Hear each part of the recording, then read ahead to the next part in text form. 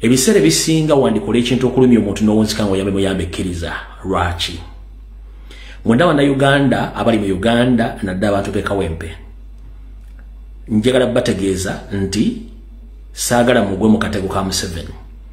Honorable Nalukola wonna woli manyi oli Saudi Arabia saagala ogwe mu katego ka Museveni. Manyira watewakabuddemu wakavuddemu dda lwaki.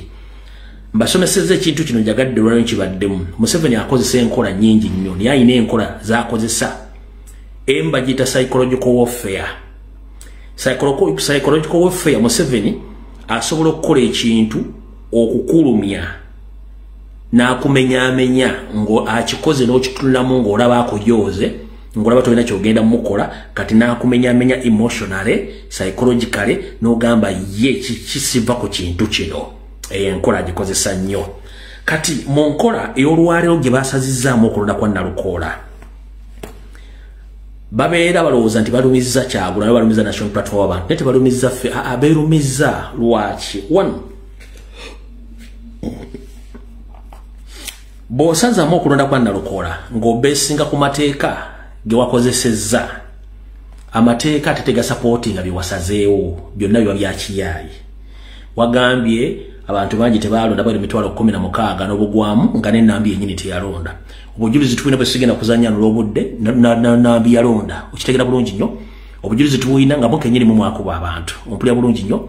Obudde bw'ogambye nti oggyeyo Nalukola constitution tekkiriza kulondawo omuntu mulala. Ito commission yage teyina ssente. Kati kino kye mukola mukikola nga mulowooza mwagala kulumya Nalukola wakulumya National Platform temulumya ffe wabula ate muwongera kuteeka bukyayi ku kibiina kya National Labourers Movement across the country. Okusinziira ku intelligence gye nnina n'abantu ba NRM across the globe ne mu Uganda mwennyini they are so disappointed. Omulamuzi yasaze omusango guno Nyando Yosoferi ekikolwa kyewawadde mukozi wo akikole nti asazemu ku Nalukola tekyalumye Nalukola tekyalumye abantu b'Ekawempe ate kyalumye nnyo abantu ba NRM abali ebweru n'abali e Kampala. Era kiyinza okukubeerera ekizibu nnyo okuddamu okulowooza nti ogenda kufuna abantu. Ekyo nkikulabuddeko ng'obudde bukyali. Nze nfunye wano amasimu ne information ekuva mu bitundu by'enjawulo eby'ensi n'eggwanga mu Uganda ng'abantu bali so disappointed n'engeri gye mukwatamu amateeka n'engeri gye muvurugamu emisango. Era ne bagamba kati bwe tubanga ffe aba NRM tugenda mu kalulu nga Museveni akola bino akalulu akajja ate alwanyisa protest vote anaamatiza ati abantu balina right kwerwanako nga bbi akalulu. Museveni oli aba NRM bagambye ne bano abasajja basoma lunaku ki. Omusajja yawangula akawutani bali tosobola kawangula naye ate mukozeseza ebintu by'ekisibo nga n'amateeka gemukozesa mafu okujjayo Nalukola muba muyamba NRM bamusuula NRM. Ekivunula kiri nti wandikola ekintu okulumya omuntu n'owunzika ng'oyambe muyambekkiriza gwe ne bw'osanga owa NRM osaze mukwate mubuuze ku bintu bya Nalukola agenda kukuwemula. Ekyokulabirako omulamuzi omusango yagusalidde ku email ne bagisoma busomi si bwekiri nti katutugenze. Muwala wa Kigongo Nambi bamukozesanga kapiira si yawangudde omusango tekulonda kudibwe bwe walabyeko ng'akola any kind of celebrations. Nkubuuza wano mbuuza Museveni walabyeko Nambi gwe mwatola mu kooti ng'akoze celebrations? No.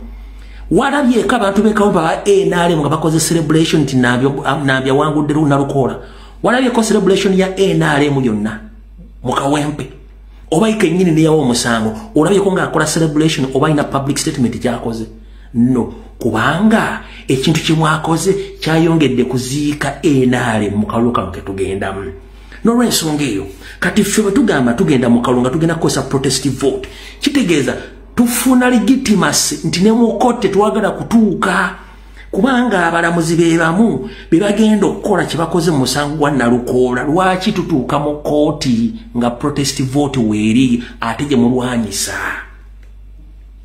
Gwe genda obuuza aba NRM essaawa zino bakunnyonnyola ekintu kya Nalukola n'omusango gye bagusazemu bagenda kugamba abasajja batwonoona abasajja boonoonya obulu bwaffe era buli kimu mweyamanda mu mbugo ate mulinga abazannyira Nuupu mupiira.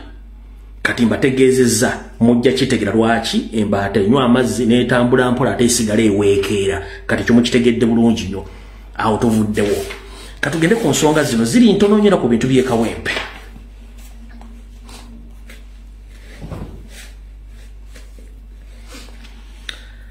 Museveni akwata ejjinja n'akuwa mu kyasa kawulire kinaavaamu bino njagala mbiteekeko nnyo essira kuba byadde basuubira wano akuteba Eddie Mutwe akuteba Noah Mutwe akirewo kivumbi tiimu ya president yonna n'asuubira tugenda kuvaayo twekalakaase tewali kyavaayo. Yabadde era alina okukozesa eppeesa lyerimu ajjeyo Nalukoola alabo beekalupe wasibukayo olutalo.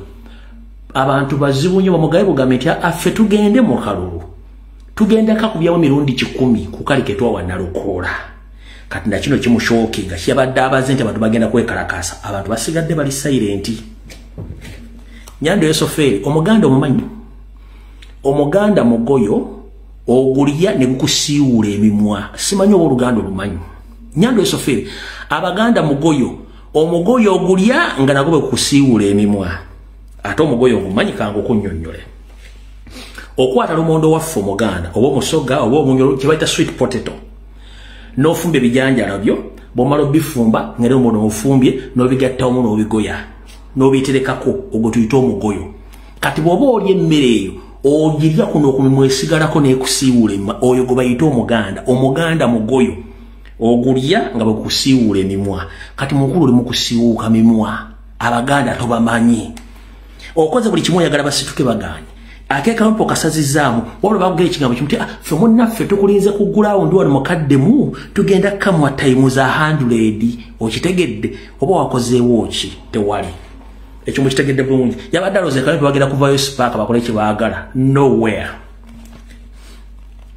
Kati ekya sipaaka mukitegedde yabadde ayagala okukozesa ekintu ky'ekawempe okutamisa abantu akalulu nti eni byokola tebiri makulu ne bwe tulonda era mu kooti alinayo abantu be era tetulina kye tugenda kukola akalulu bagenda kabba era akozese kooti.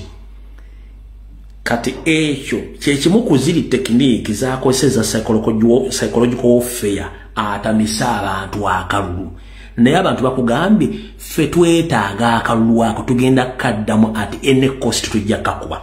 Kati nakino ekyokutamisa abantu akalulu nakyo alaba nakyo tekimukoledde abantu bepikamu bipisi nti tugenda kagenda mpaka kuwulira bubi nakyo tekimukoledde. Okitegedde bulungi nnyo.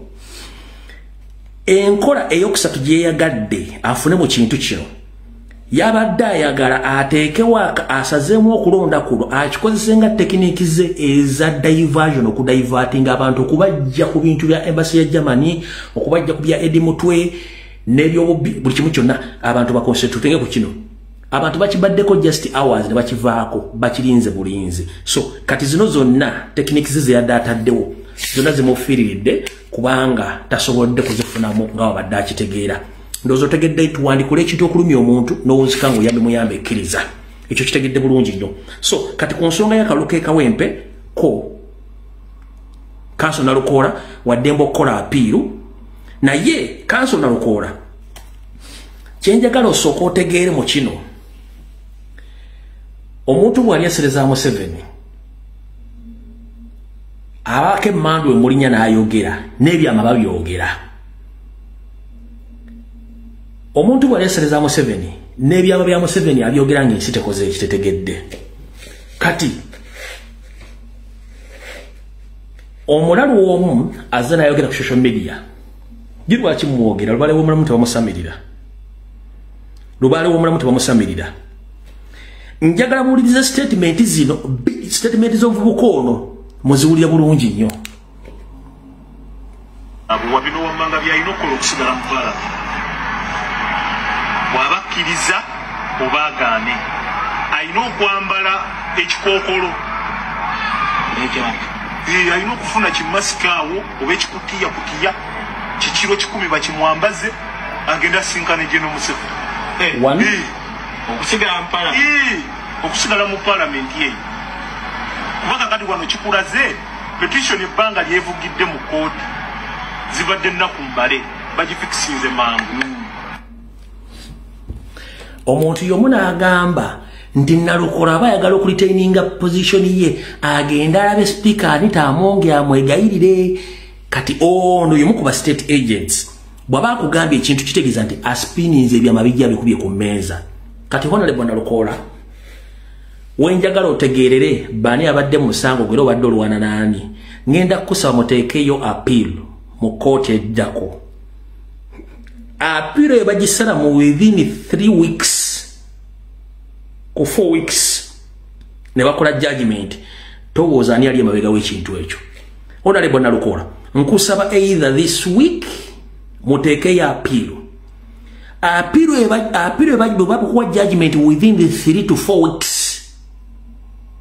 kitegeeza tolwana na Nambi olwana na Museveni kenyini na Anita Amongi abantu aba babiri waliwo abantu bali mu parliament nga n'emisango gyabe giri mu kooti ekisanja kyabagenda kimalako lwaki gwe Nalukola yakajja emyezi 2 omusango baguvugidde mu mwezi gumu ne wiiki 2 ne bagusalawo ne gugguka kutola waliwo ekitakwatagana ono omutembeyi wa government akugambye either genda wetonderani Anita Amongi oba oyambale ekikuti ogende wa Museveni kitegeeza bodiringa nabo bade tomayika tobategedde kati ngenda kukosa bagenda okola appeal wabula duration oba time ya appeal singa bagiddusa negenda mu week 3 ku mwezi ne bakola ruling nga bagenda na kiri kya court ya wansi kyesaze tegeera butegeze bodiringa nabo nefe ekyo si ekikulu kiri nti bonna kibabala tebagenda kumalako nakyo kubanga abantu bakambwe mukko sigenda kuwavuya nnyo mboozi ye Kawempe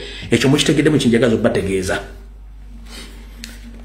tugenze ku kirala tubadde ku psychological warfare lwaki tekimukoledde